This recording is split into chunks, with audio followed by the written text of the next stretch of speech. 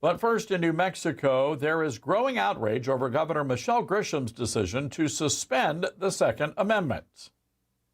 Effective immediately, no person other than a law enforcement officer or licensed security officer shall possess a firearm, either openly or concealed, within cities or counties, averaging 1,000 or more violent crimes per 100,000, and more than 90 firearm-related emergency department visits.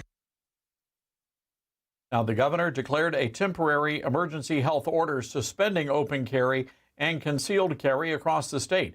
She even suggested that law-abiding gun owners who defy her order should be arrested. If someone's got a concealed carry permit in Albuquerque walking down a public street, they're not going to get arrested. I can make the point that maybe they should be. Wow. The blowback has been swift. Bernalillo County District Attorney Sam Bregman said he would not enforce the law. As an officer of the court, I cannot and will not enforce something that is clearly unconstitutional. The county sheriff said, I am wary of placing my deputies in positions that could lead to civil liability conflicts.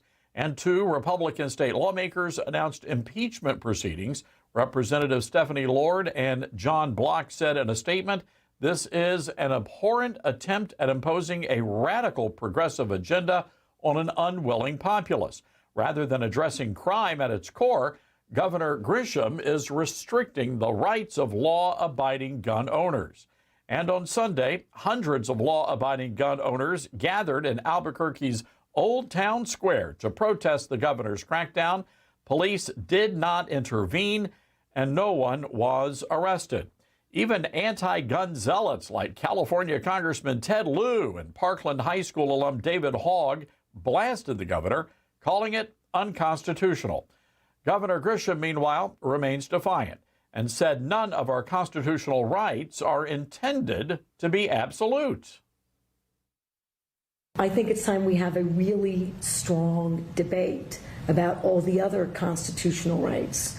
No one right now in New Mexico, and particularly in Albuquerque, is safe in a movie theater, at a park, at a school, at a grocery store, at an Isotopes game. You just aren't safe. I can't guarantee it, and neither can the men and the women who put on a uniform every day.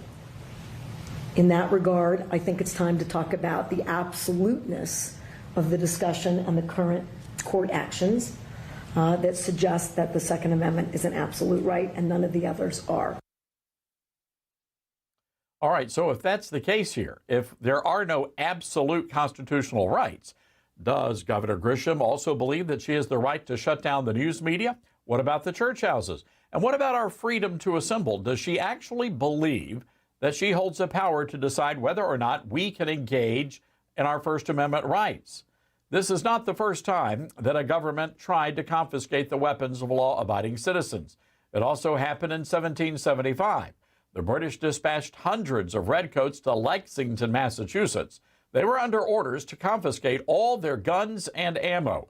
But the good patriots of Lexington said no. And what happened next became the shot heard round the world. The American Revolution began over a government-mandated gun grab.